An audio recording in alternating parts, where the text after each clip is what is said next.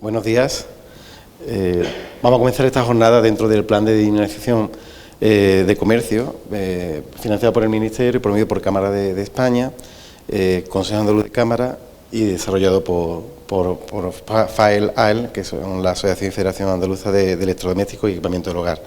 Bueno, en primer lugar, daros las gracias a todos los asistentes y a los comercios que luego nos verán cuando esté colgada la jornada online. Y sin más dilación, vamos a hacer una breve presentación de a quién representa FAEL para que nos conozcáis, ¿no?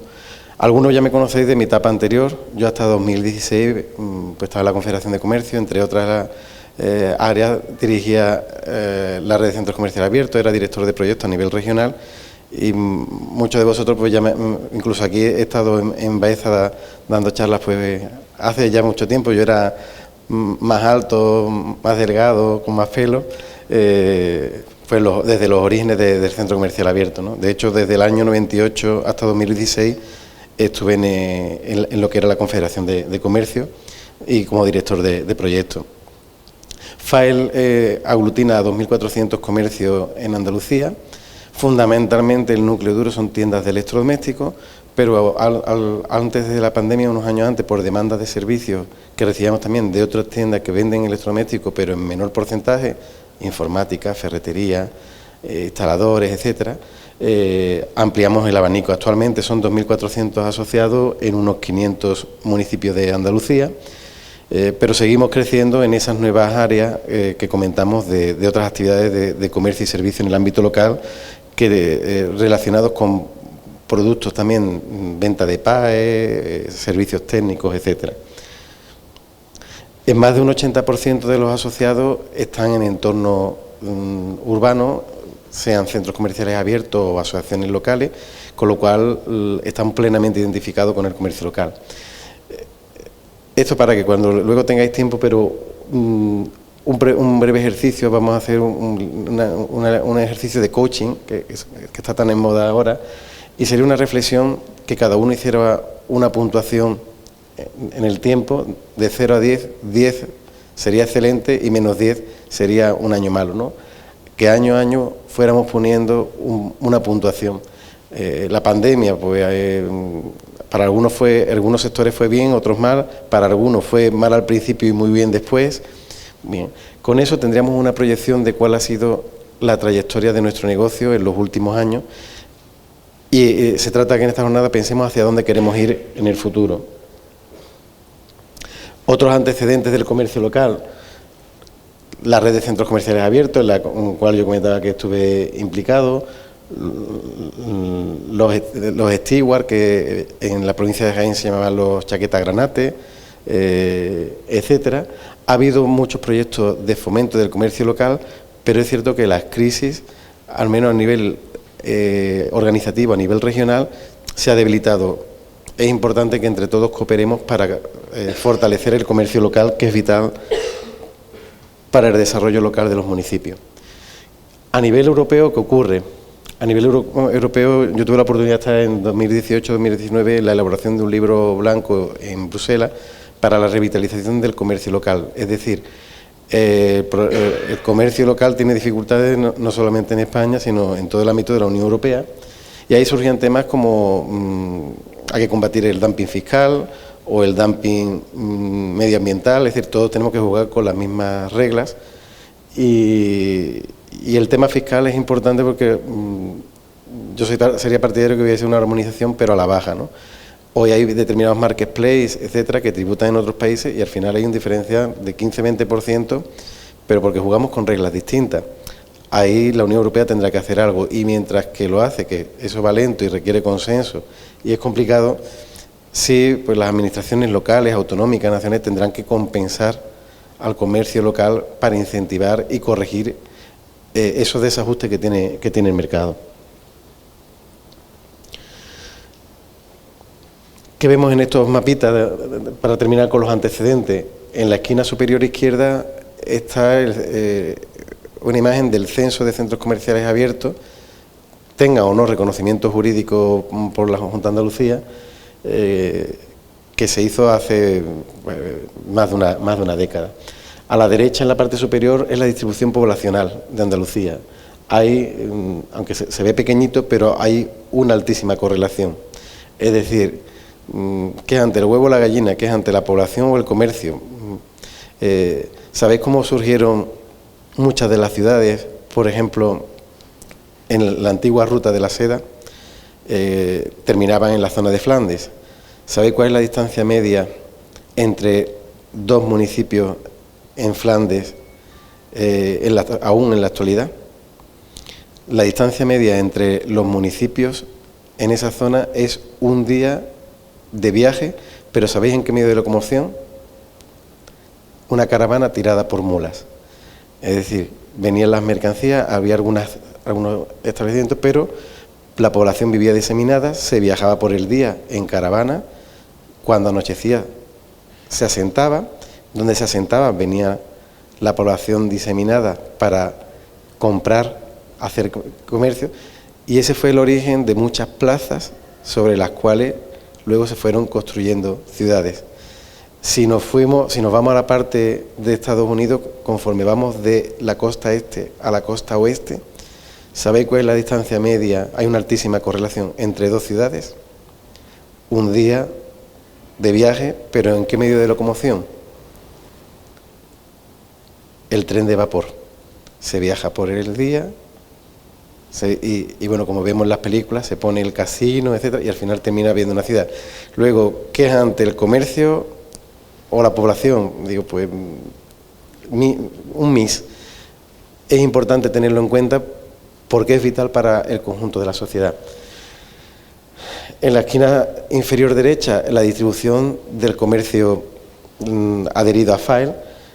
El comercio adherido a FAEL y los centros comerciales abiertos, el comercio local, tenemos una correlación del 99,9%, es decir, estamos mimetizados, con la población también una correlación altísima, y el mapa de la esquina inferior izquierda está en el POTA es el Plan de Ordenación del Territorio de Andalucía, y las zonas que están en verde oscuro indican aquellos municipios que han perdido entre el 5 y el 10% de población en los últimos 15 años. No es tan grave como en otras comunidades, en otros territorios de España, pero si queremos que se mantenga los bosques limpios, etcétera, que no se desarticule el territorio, y evidentemente donde desaparece población, desaparece comercio y viceversa. Ahora estamos en un momento que mucho pequeño comercio está desapareciendo y si reivindicamos más apoyo, al menos para que compitamos con las mismas reglas del juego todos los operadores, y eso no está ocurriendo siempre. ¿Cuál será el futuro del comercio local?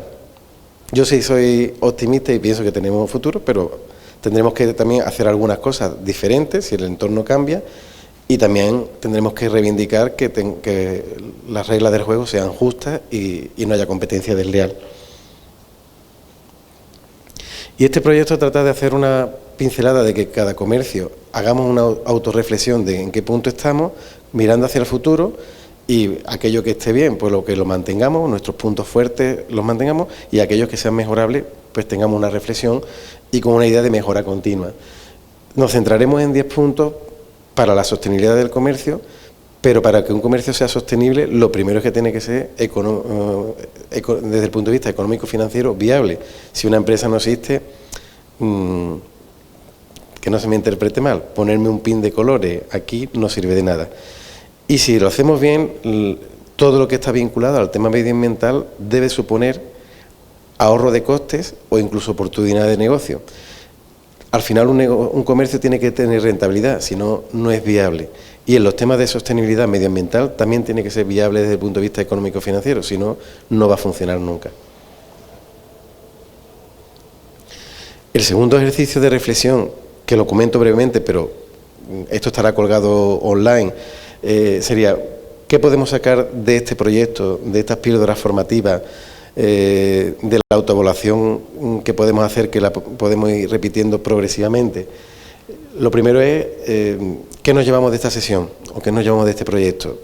La idea es que nos llevemos alguna idea que nos pueda servir para nuestro negocio en el futuro próximo.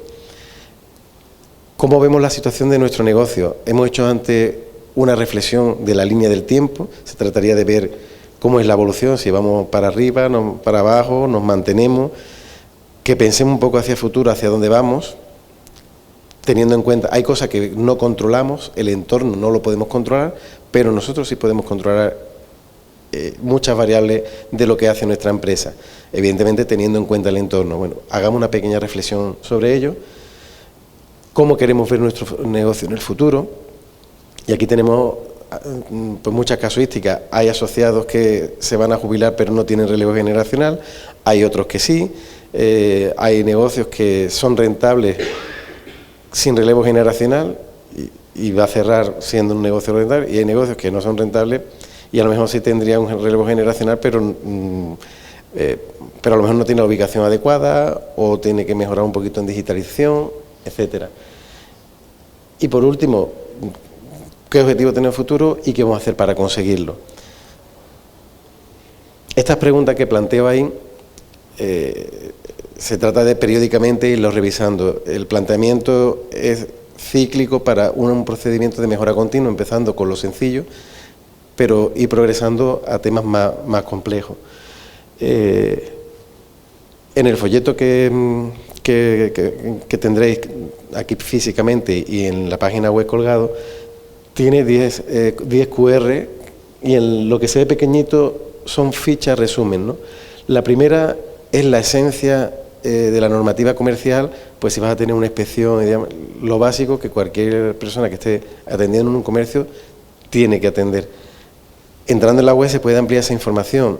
Temas, por ejemplo, que en el sector electro, últimamente, en el call center que tenemos en File, han aumentado mucho más las quejas a raíz del cambio de la ley de garantías. Por ejemplo, la ley de garantías antes eran 2 años y los 6 primeros meses, si había un fallo, se presuponía que era de fábrica. Ahora esa presunción se extiende a 2 años. Eso está generando distorsiones porque una plancha que te falle cuando lleva 23 meses, que sea un defecto de fábrica, es raro, pero se nos están dando casuísticas, o como nos pasó recientemente, que un asociado, pues un cliente le había comprado una sandwichera, pero sabía que había montado un negocio de venta de sándwich llamando por teléfono en el pueblo. Era una sandwichera para hacer 80, 100 bocadillos al día, se rompe. Claro, pero la ley de defensa del consumidor es muy proteccionista con el consumidor. ¿Y qué tuvo que hacer? Se la tuvo que cambiar porque la carga de la prueba era complicado.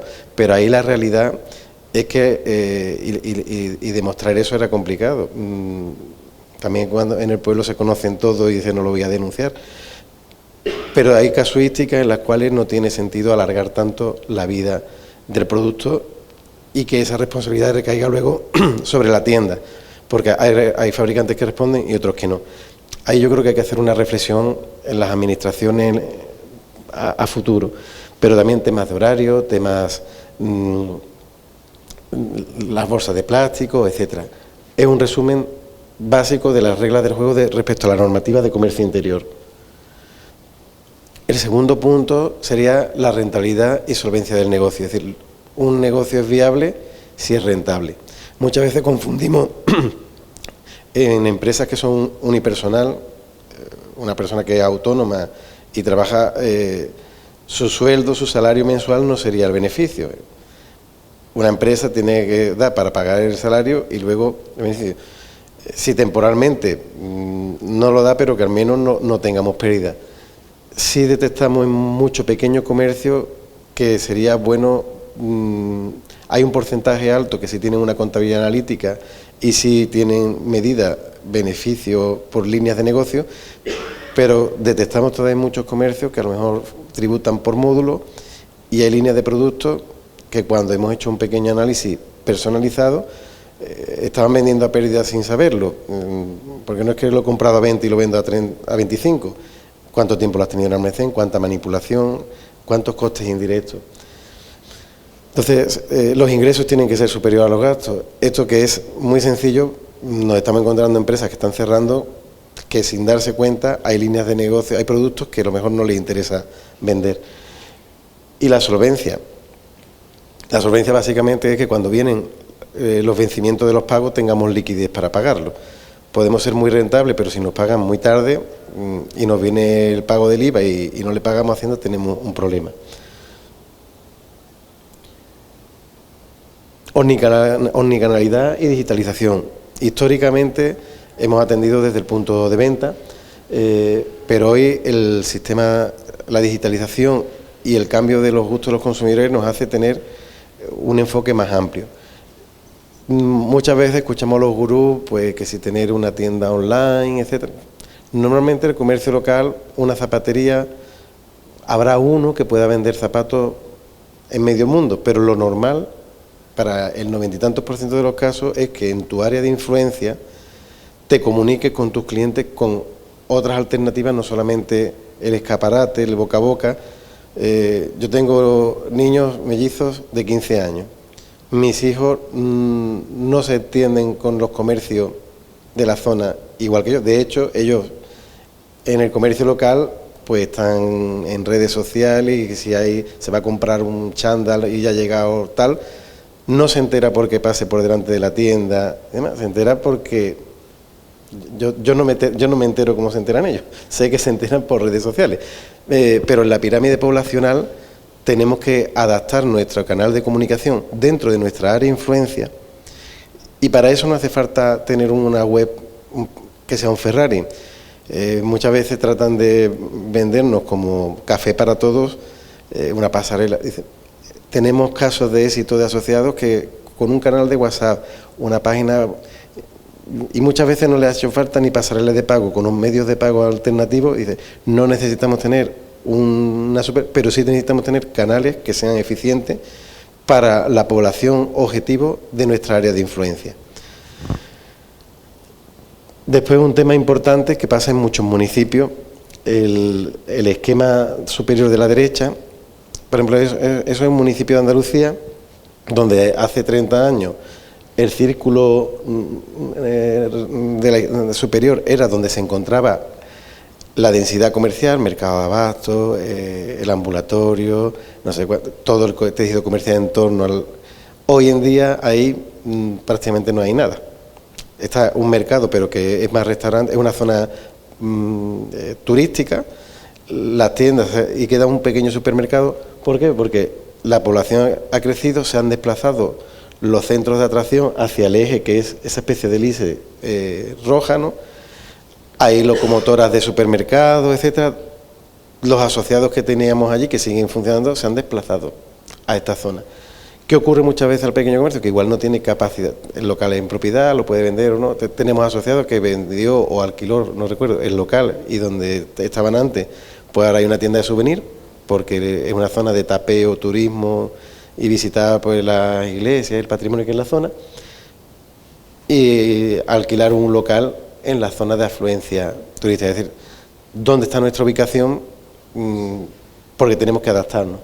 Y por último, la digitalización no solamente es proyectar, comunicarnos para vender, sino también muy importante en la gestión interna. No necesitamos tener un super programa de 700.000 variables, pero sí pequeños cuadros de mandos que tengamos claro cómo es el fondo de maniobra, la gestión de la tesorería, los pagos, etcétera.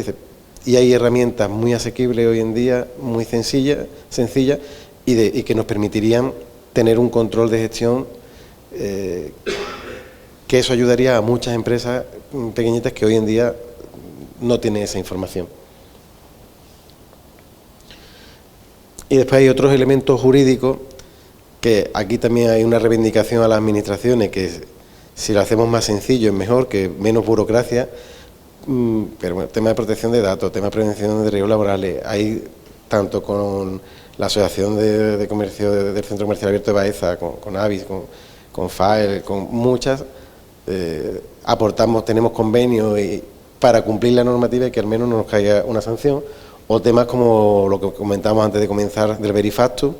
Bueno, tenemos que facilitar el cumplimiento a muchas empresas de las distintas normativas. Como veis, los primeros 4 puntos nos hemos centrado en la viabilidad económico-financiera, marco jurídico de la empresa, que eso es lo primero para ser sostenible. Entrando en temas de circularidad, empezaríamos con la filosofía de las 3 R. Lo primero es reducir, reutilizar y reciclar. Reciclar sería lo último. Los asociados que estáis aquí de FAER, con el tema de los RAE, los residuos de aparatos eléctricos y electrónicos, sí estamos muy concienciados, pero antes de eso hay parte que no depende de nosotros, que depende en mayor medida del fabricante, el ecodiseño, es decir, y si nos vamos a alimentación, si yo vendo galletas y el paquete de galletas trae una caja de cartón, otra caja dentro y 3 paquetes de plástico, no es necesario, pero la culpa no es del comercio. El comercio distribuye, comercializa lo que hay en el mercado. Entonces hay una parte importante de reducir residuos que tiene que venir de la fabricación, del ecodiseño, y nosotros, bueno, en nuestro día a día sí hay cosas que podemos reducir. Por ejemplo, si tenemos un negocio de una pescadería, pues sí que cuando limpiamos en el mercado, después del pescado, utilizo los dispositivos estos que hay para la manguera que optimizan el chorro, pues a lo mejor estoy ahorrando, pues si ahorro todos los días 20 litros de agua, al año son muchos litros, y si eso lo hacen todos los comercios, sí hay pequeños gestos que podemos reducir y también supone un ahorro de costes. En reutilizar, aquí veremos algo que no para todos los productos, pero alguno empieza a haber tendencia en el mercado de pagar por el uso, ¿vale? Y luego volveremos a ello. En las empresas, hoy la mayoría de las empresas no compran ordenadores ni impresoras, hacen un renting. Los vehículos igual, pero es que ya muchas familias también tienen vehículos de renting. En España ha habido proyectos pilotos. En España ha funcionado regular, pero en otros países sí funciona. Ha habido renting de lavadoras, es decir, no compro la lavadora, sino que voy pagando X euros al mes y cuando dejo de utilizarla me la retiran y se la colocan a otro. Eso en otros países está funcionando. ¿Va a funcionar para todos los productos? No, pero en determinados productos sí. Sostenibilidad en las compras. Muchas veces, volviendo por ejemplo al ejemplo del caso de la ley de garantía, si nos fijamos solamente en el precio, como se suele decir, lo barato sale caro, debemos de, a la hora de comprar, no solamente las mercancías que vamos a vender luego, sino los aprovisionamientos, el precio no debe de ser el único criterio, sino qué otras consecuencias puede haber. Cuando compramos a lo mejor repuestos que no son de calidad para una impresora, luego se nos termina atascando si no es bueno y me cuesta más la avería que lo que me había ahorrado en el cartucho. Pero si compro a un proveedor que luego cuando viene un problema de la ley de garantía no me atiende y me deja, con perdón, con el traserillo al aire, pues lo barato sale caro. Entonces, a la hora de las compras, la sostenibilidad en compras debemos de mirarla también con un criterio económico que sea rentable. Aquellas compras que aparentemente puedan ser, no miremos el impacto económico del corto plazo, sino en el medio, largo plazo. Porque la experiencia nos dice, y desafortunadamente en nuestro call center recibimos al año muchas incidencias, pues temas de garantía sobre todo, etcétera, y dice, pues el proveedor que luego no está a la altura podría ser barato inicialmente, pero al final te sale caro. Pongamos el ejemplo de la sandwichera, además cuando te viene un caso complicado.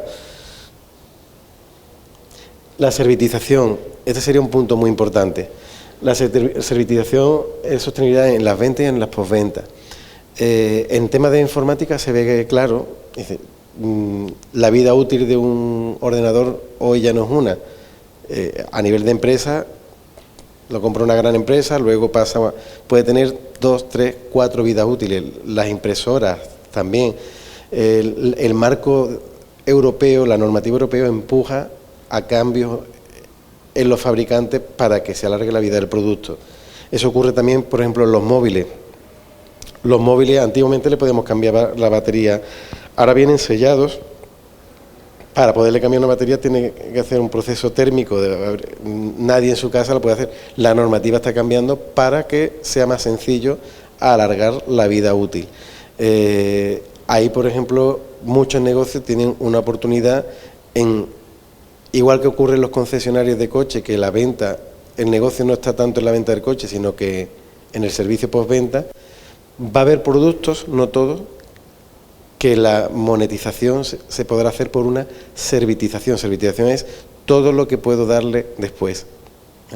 El proyecto piloto que comentaba con las lavadoras, pues se encargaba de darte suministro del detergente, no sé cuánto, y una revisión técnica cada no sé cuánto tiempo. Vas pagando por el uso, lo alarga, y cuando no lo hace, pero eso ya digo que en España todavía creo que no estamos maduros.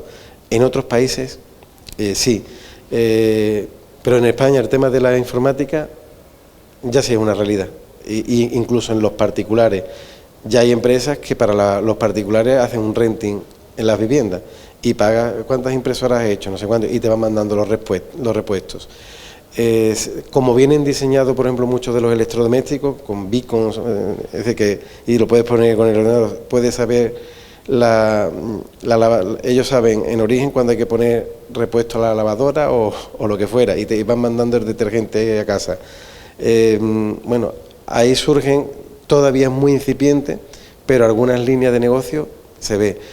En otro tipo de negocios, de muebles, etcétera, también en alimentación, no, si compro una naranja me la como y punto, no hay servitización posterior, pero hay algunas tendencias que pueden generar oportunidades de negocio. Sostenibilidad de las instalaciones.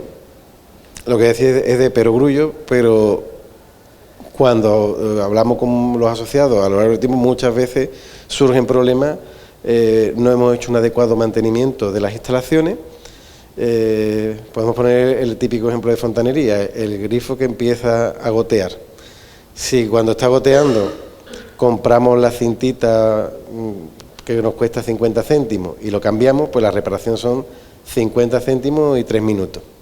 Si decimos no pasa nada, va creciendo. Cuando es una avería y además resulta que nos ha cogido cuando estamos de vacaciones, se ha roto, el mueble se ha hinchado la madera y resulta que además no teníamos asegurado el contenido por el valor que tenía que estar. Dice, la broma se nos pone en 500 euros. Esto que parece una obviedad, muchas veces nos llegan casos, dice, pero tenía el seguro con el... No, es que me salía más caro y en vez de tenerlo asegurado, las mercancías por 100.000 la tenía asegurado por 20.000. Dice, lo barato sale caro. Es que no había pasado, como me cogió un mes apretado, no hice la revisión y ahora tenía en la instalación eléctrica un incendio. Dice, o el contador, el cuadro lo tenía que cambiar. Esas cosas que parecen, y nos pasa en nuestra casa muchas veces, bueno, ya lo haré. La prevención es muy importante, primero porque puede evitar problemas importantes, pero sobre todo a nivel de coste. Las mermas de beneficio que tienen muchas empresas por no tener un control adecuado del mantenimiento, y esto es válido también para aquellas empresas que tienen, por ejemplo, vehículos de transporte propio, si no lo mantiene adecuadamente, el consumo del vehículo aumenta, etcétera. Son muchos pequeños detalles, pero al año estamos hablando de cientos o miles de euros en algunos casos. Sostenibilidad en la logística y el transporte. Aquí hay una parte que es redundante con la anterior, es decir, hay que mantener los coches y demás, pero hay otra que es buscar cooperación para ahorrar costes. Voy a poner un ejemplo, y aquí tenemos asociados de FAER. Para cumplir con la normativa en materia de RAE, hace 15 años tenemos asociados en 500 municipios, en más de 300 municipios era imposible. ¿Por qué? Porque ir a recoger una lavadora, un gestor, a un pueblo rural, es inviable, y eso no lo puede pagar nadie. Nosotros tenemos activo un sistema mancomunado con más de 800 almacenes operativos en toda la Andalucía que le dan servicio a 1.200 o 1.300 comercios. ¿Eso qué consigue? Que, por ejemplo, cuando viene el camión del gestor a Baeza, con 4 o 5 paradas, llena el tráiler entero. Hemos minimizado el transporte de aire. En la logística, transportar aire es lo más caro. ¿Vale? Eso que es una obviedad, bueno, pues es un caso de éxito que nos hemos puesto de acuerdo muchos para minimizarlo. Eso es extrapolable a otros sectores. Ahora estamos buscando cooperación para los residuos domésticos de envase. No hay problema porque normalmente son los sistemas municipales, pero en plataformas logísticas y demás, no solamente la de la distribución de electrodomésticos, sino podemos cooperar con textil, con muebles, etcétera. Porque si tenemos un problema con los palets y estamos en el mismo polígono industrial, pues vamos a buscar soluciones para todo el polígono. Luego, la cooperación en la logística ayuda a la sostenibilidad. Y aquí estamos, por ejemplo, hoy con el CCA de Baeza. Hay comercios que dan a lo mejor servicio a domicilio con su propio vehículo y tienen capacidad para llenar el vehículo y demás, pero esos vehículos tienen tiempos ociosos. Se puede utilizar alguno de los vehículos del asociado para dar servicio de transporte a domicilio a otros asociados. Muchas veces hablamos de los marketplaces, pero quien domina mejor la llamada última milla es el comercio local. Si cooperamos, por ejemplo, en la logística, en servicios compartidos para nuestra área de influencia, porque además el objetivo, como comentaba antes, habrá algún comercio, habrá una zapatería pequeñita que pueda vender zapatos a todo el mundo, pero lo normal es que utilicemos la nueva tecnología y la cooperación para mantener y fortalecer nuestro público en nuestra área de influencia. Algo podremos pescar fuera, pero ahí la cooperación y en la logística es clave. Van surgiendo algunas veces algunos proyectos para fortalecer esos servicios y combatir la competencia de determinados marketplaces, pero nosotros ya estamos en el territorio.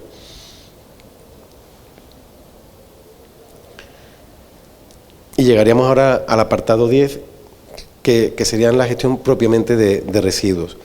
Dentro de los residuos, en el sector de electrodomésticos, los RAE, los residuos de aparatos electrónicos, es una obviedad.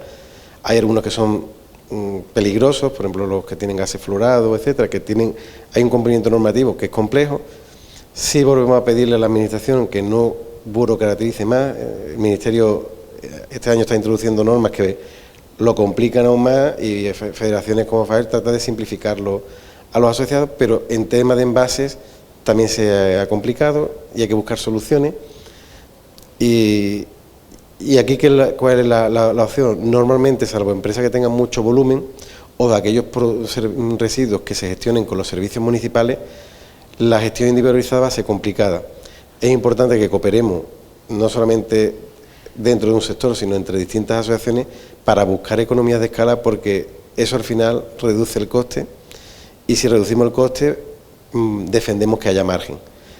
Y recordamos que el primer punto, antes de hablar de temas medioambientales, para que una empresa sea sostenible, tiene que ser rentable. Si no es rentable, no nos vale ponernos un pin de colores, porque terminaría desapareciendo la empresa. Y en este tema hay importantes acuerdos con los SCRAP. SCRAP son los sistemas colectivos de responsabilidad ampliada del productor. Antiguamente, por ejemplo, para envases solamente estaba Ecoembes, ahora hay 17. Yo creo que eso es bueno porque hay más competencia. Pues está Recicle Envase, Ecoti Envase, Valora, Procircular, hasta 17. En el tema de residuos de aparatos eléctricos electrónicos hay 11.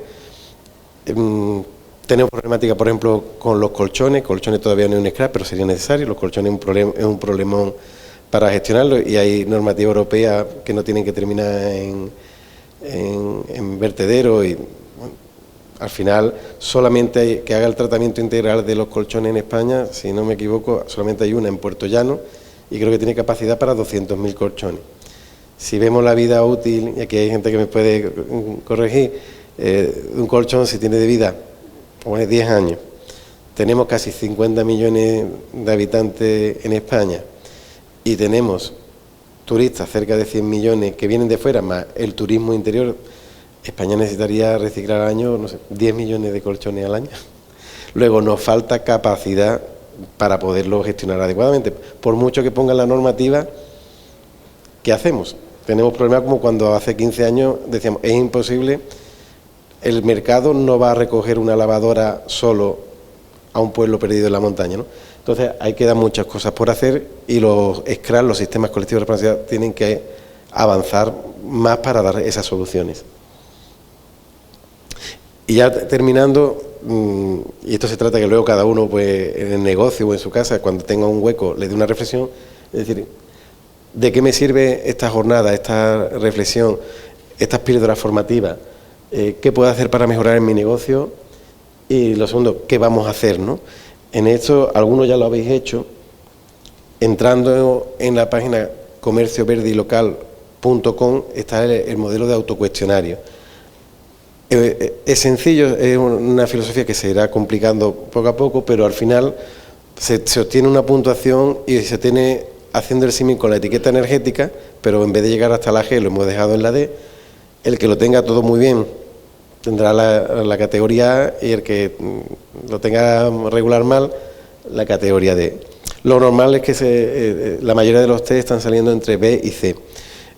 Se trata de ese folleto con esos QR, ir revisando, hacernos una lista de qué podemos mejorar y además tiene sentido si eso mejora también la rentabilidad de nuestro negocio.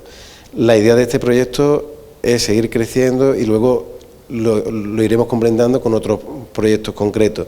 Temas, por ejemplo, de normativa comercial, hay otros que profundizan más en temas de garantía y demás, temas como Verifactus, la semana que viene haremos una webinar para el tema de Verifactus, etcétera.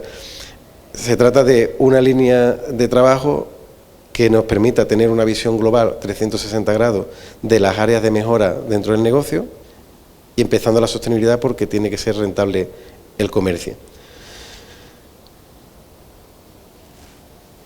Y mi parte terminaría aquí. Si hubiera alguna pregunta, pues como ahora tendremos tiempo, queda a vuestra disposición o a través de la página web, mandando un email, podremos responder las preguntas que tengáis. Muchas gracias y nada, que tengáis buen día a todos.